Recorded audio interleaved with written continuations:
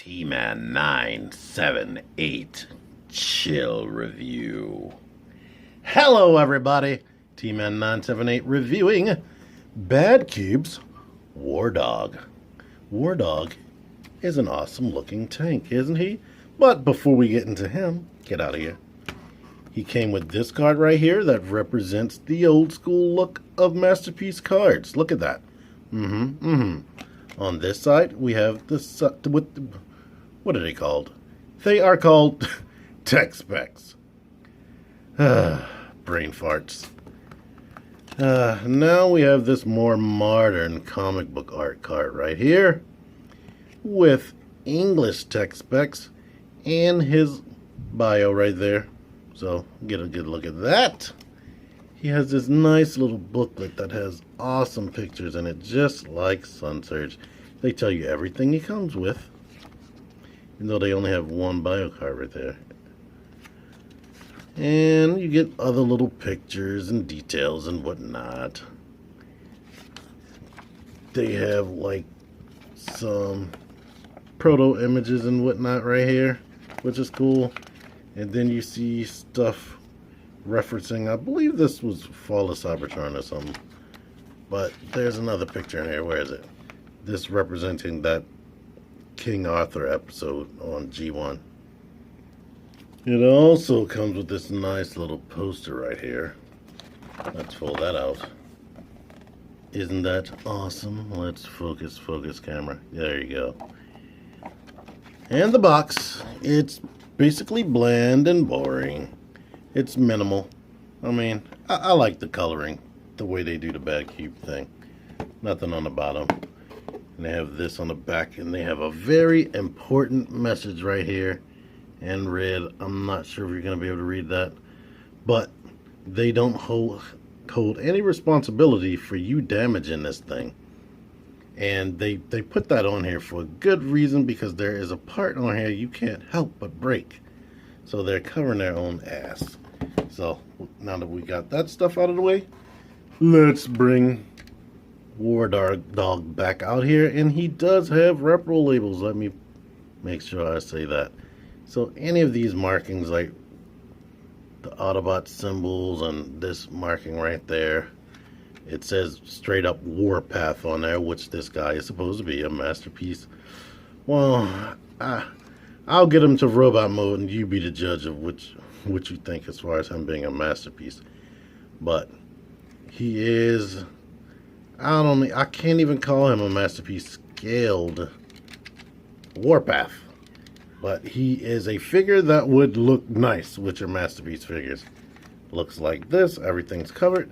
You have one of those embossed or embroidered, whatever the term is, Autobot logo right there. Thank you, Matt. He loves Reprolabels.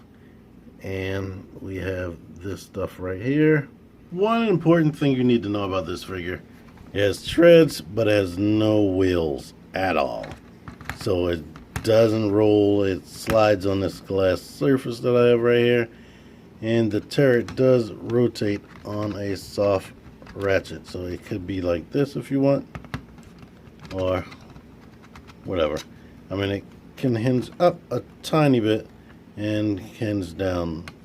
And this part actually bends down to shoot something down there, or maybe it does that so you don't break it. I thought it was broke when I saw it like this. I was like, because, man, the plastic is kind of flexible. It's not on the level of Fans Toys plastic, but there you go with that. That's basically all it can do in this vehicle mode right here.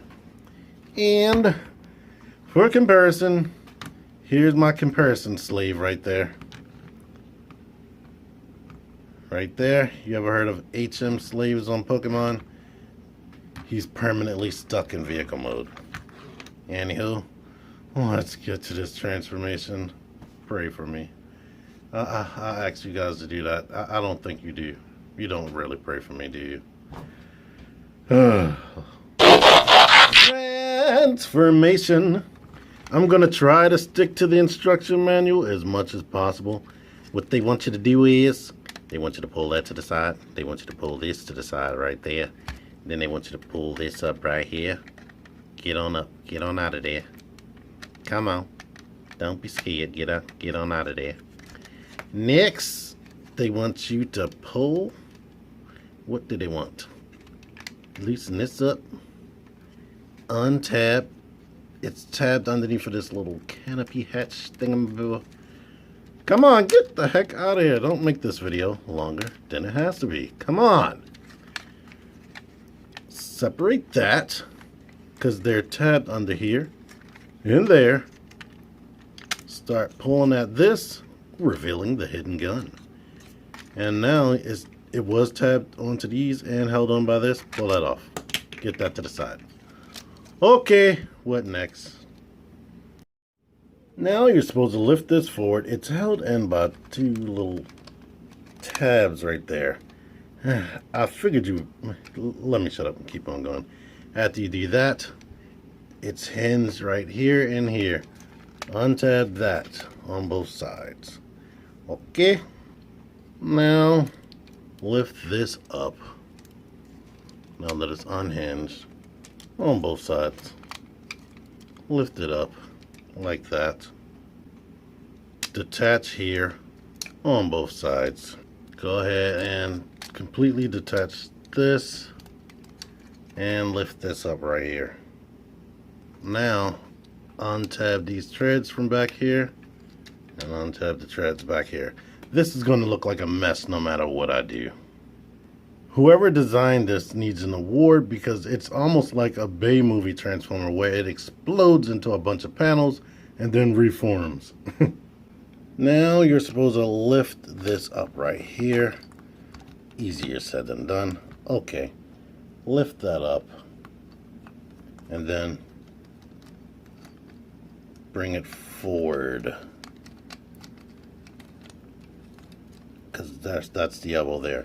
But one thing to worry about right here, and this is why they put that breakage warning, this should have been die cast. It's on this little metal bar, but you'll see it when I can better show you.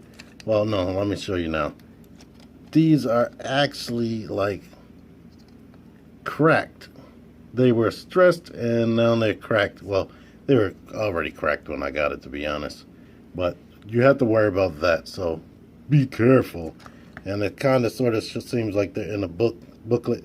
He's like laying down as you're transforming him.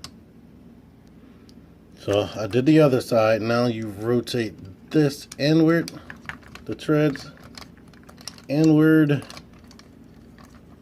on both sides. Now you rotate the treads back right here on both sides. With the elbow completely bent at 90 degrees and out of the way, here comes the toughest part of this transformation. The way they engineered this joint right here is, oh Lord. You're supposed to slide this over right there. And now, trying to be careful not breaking this, you have to grab this part, keep everything still. Now you're supposed to lift this piece up. This has to come out towards you to lift up, which is easier said than done. Once you do that, you have to rotate this joint out. Once you have the joint out, you're supposed to move this back out. And how can I show you this? Actually, this little tiny red peg, this black ratchet joint needs to come over top of that, which it's very going to be difficult for me to show you. You have to like bend it in such a way and push it up over that red joint. There's no way I'm going to be able to show it off. But once you have it over the red joint, push it down on top of that little red peg. Like I said, joint. Put it down over top of that little red peg. Once you push it down on the red peg, you can slide this over, keeping it in place. So now it's secure in the front and the back. Of all the toys I've ever saw that said ages 15 and up, they are not joking here. Do not buy this for a kid unless you want them to break it. Now, with everything all dangling around back here like that, they want you to lift this up, stretch it out, and rotate this around right here. Let's spin things around. Now you need to stretch this out on both sides. Rotate this around and bring the head into place right here. There's a peg hole right there. But peg that into there and okay. See this peg right there? There are peg holes under here. You need to angle this in such a way whereas this can fit under there. Basically, it's going to be hard to show. This needs to be up like this in order for you to have any chance of, if it's not straight up like that, you can't get this piece up and under, which I think when I'm not using the instructions, it's freaking easier. But, okay. And that needs to be flush and flat. If it's not flush and flat, it's probably these black pieces back here. So you're going to have to work around that. After some off-camera struggling, both pieces are pegged up in there, and they're flat and flush. Now back to the scary arm pieces. You have to grab this. Make sure you're not wiggling this bottom part down. Grab this while you pull that away. And now you can rotate this panel basically up like that. And we can go ahead and rotate it forward. This has to tab, this little circle has to tab over here, and then there's a peg right here that goes into there. So do the bottom one first, and then bring it forward, and it's tabbed in, and then you can squeeze it back so it keeps its shape that it was in beforehand. Same thing over here. With the arms tabbed into place, bring this piece up. There are little holes or indentations right there. They need to go into these two spots. Get them into that spot right there, and now we can tab this into his back. Come on, I said tab right there. Okay, with that into place, we can rotate back here and push these. Come on, these little gray parts right here need to be in their spot right here. We can push this underneath of that. Do the same thing on the other side. Come on. And basically that keeps this in its place on his back, because this doesn't really stay extremely secure. With the arms done, the legs are a little bit easier. Keep the arms in the air, so keep them out of the way. Pull them out right here. They're on the sliding mechanism right here on both sides, on his knees. These are his knees. They want you to bend this in like this, and go ahead and, let's see, rotate this up like this on both sides. Now with that like that, you can rotate this up like this on both sides. Put the robot back down. Now we can pull these out on both sides, which are the feet and ankle joint mechanisms. And now you push this in like this. Push this in like that. Go ahead and rotate this tread under. Now they want you to pull this out and pull this down. And then push this back up. Now the instructions think this is still going to be attached, which it won't be. They want you to elongate that. Flip this over, and now push this little joint. Now if it's in, which it won't be, pull it out. Start swinging this down and into place. This tab goes into a little hole right there, and meanwhile this goes into a little hole right there. So it's two spots. Got that done. Push this in right there behind the knees. Same thing on the other side. With that done on both sides, slide the knee in on both sides. That's simple enough. Now with the legs and the top done, start rotating this forward right here.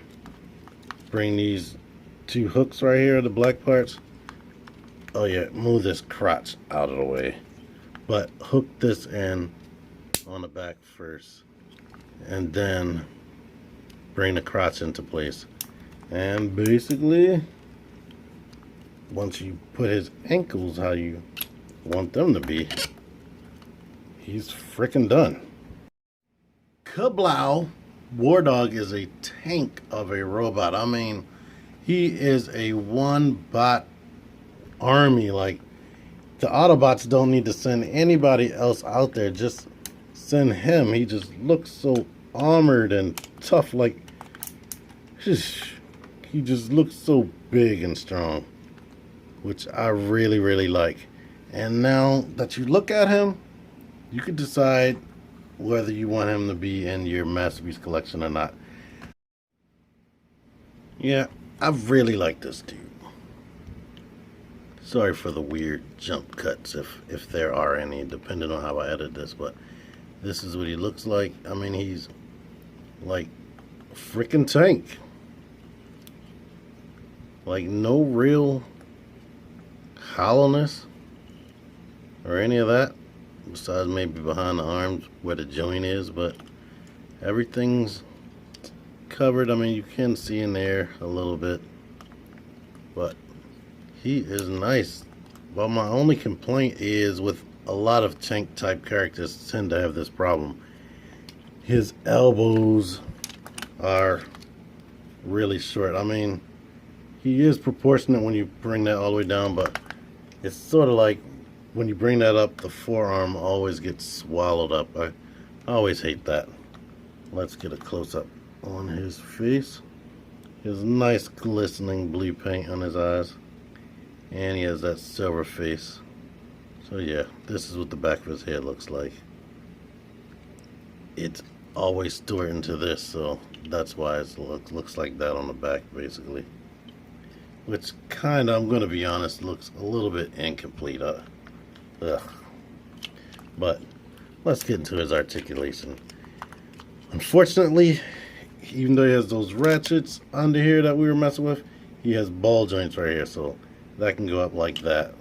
He can come in and out a little bit, and he does still have access to those ratchet joints right there. Bicep swivel.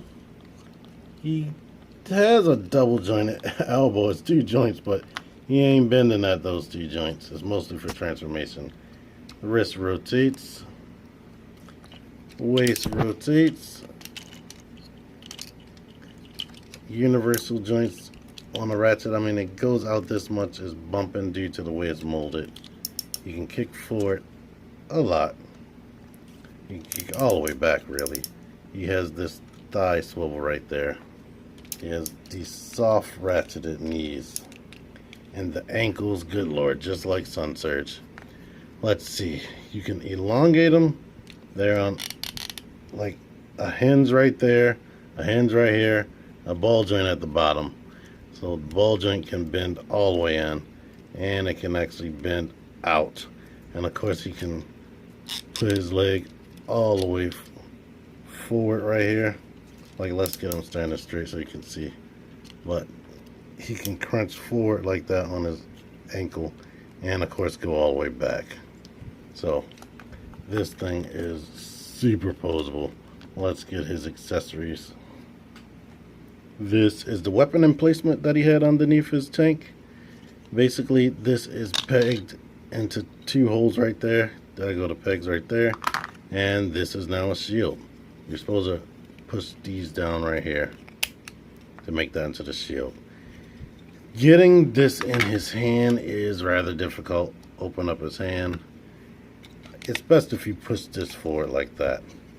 And then you have to just work with it to get it in, get his fingers through.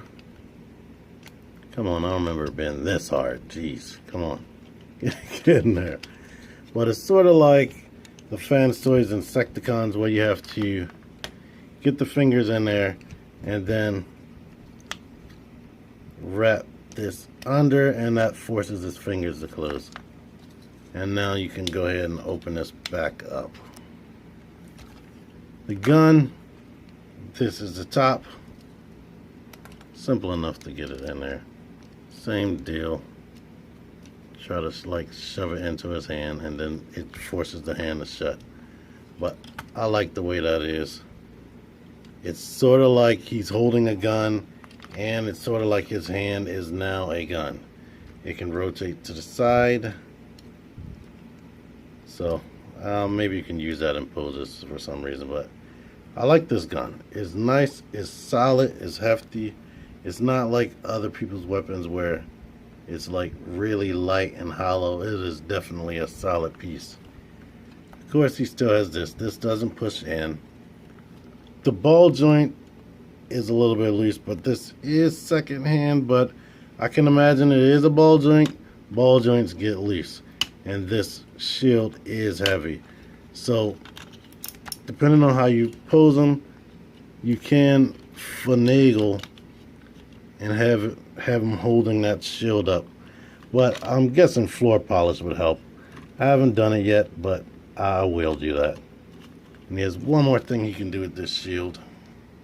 To get his shield out of his hand, do the same thing you did to get it in there. Grab right here and start rotating, and then it comes out. If you don't do that, it's going to be difficult. If for whatever reason you want to peg this onto his back, there are two clips on both sides right here. It can actually, and I would suggest holding this, clip around right here on both sides. And now this shield is on his back, and this is what he's working with backpack wise. So do you like that? I don't. Here he is next to some other Masterpiece mini bots, and you can see he is significantly bigger than them. In fact, he's taller than one of the Autobot cars, and depending on how you have his ankles, he can be even taller than that. So there you go right there. Here he is next to Masterpiece Ramjet, and here is Combiner Wars, sometimes Masterpiece Devastator. I don't think I have to say this, but I like this toy. I really like this toy. Does he fit in with the Masterpiece? I'll allow it. If Sun Surge can be in there, and I gave Sun Surge hell, I can allow it. But yeah, his aesthetics are very much different from the cartoon. In the cartoon, he was very much more slender and definitely less stylized. So I could see that being a problem for people as far as this guy is concerned. But Warpath isn't such a main character as Sunstreaker is. So I know it might be a double standard, but I'm a little bit more lenient on him. But, and just to be sure, Sun Surge does look pretty freaking cartoon accurate. I don't want to get people confused. I just, like I said, know that Hasbro could probably make him look even more cartoon accurate. But anyway, this is an awesome figure. If you can get it at a good price, I would say get it. I'm old and I've been collecting Transformers forever. I don't think any of these things are worth over $100, so it is definitely up to you. But anyway, if you like this video, make sure to give me a like. Follow my instructions I gave in my other videos on how to get to the like button if you're watching this on TV. Subscribe if you haven't already subscribed. Comment, share. T-Man978 out of here.